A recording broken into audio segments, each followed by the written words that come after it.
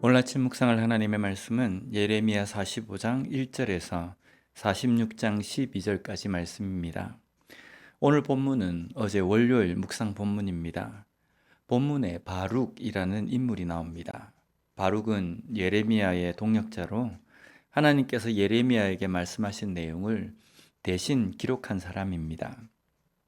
하나님께서 예레미야를 통해서 바룩이 받아 적게 하신 내용은 남유다에 대한 심판의 내용이었습니다. 이로 인해서 왕의 미움을 받아 죽을 위협도 받은 사람입니다.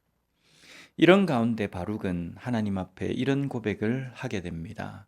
오늘 본문 3절 말씀을 보면 내가 일찍이 말하기를 화로다 여호와께서 나의 고통에 슬픔을 다하셨으니 나는 나의 탄식으로 피곤하여 평안을 찾지 못하도다. 바룩은 여호와께서 나의 고통에 슬픔을 더하셨다라고 말합니다. 그가 받아 적은 내용에는 하나님의 백성인 유다 백성들이 하나님을 떠난 것이며 그로 인해서 하나님께서 유다 땅에 내리실 심판의 내용들이었습니다. 전쟁으로 황폐하게 될 땅과 죽게 될 백성, 종으로 끌려가게 될 사람들입니다.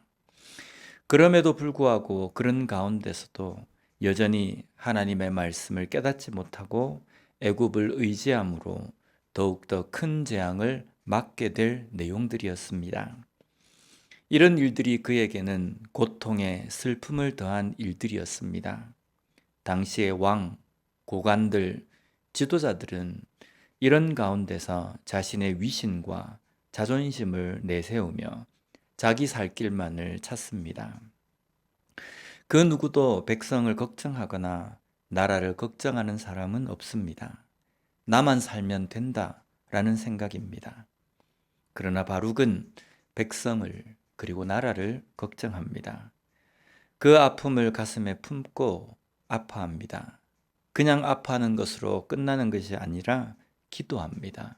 하나님께 탄식하며 기도합니다. 오늘날 우리 주변에는 많은 일들이 일어나는 것을 봅니다.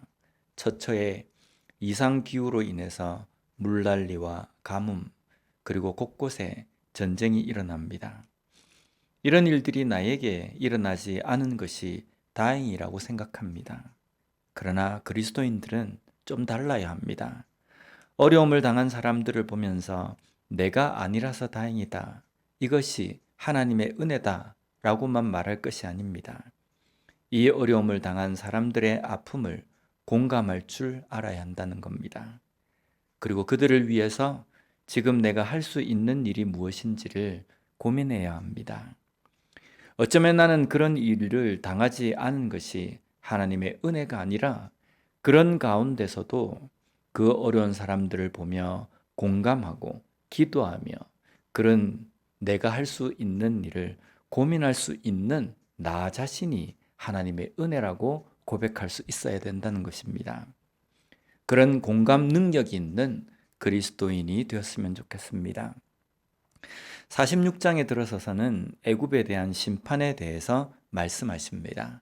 46장 10절 말씀을 보면 그날은 주 만군의 여호와께서 그의 대적에게 원수 갚는 보복일이라 칼이 배부르게 삼키며 그들의 피를 넘치도록 마시리니 주 만군의 여호와께서 북쪽 유브라데 강가에서 희생 제물을 받으실 것이미로다.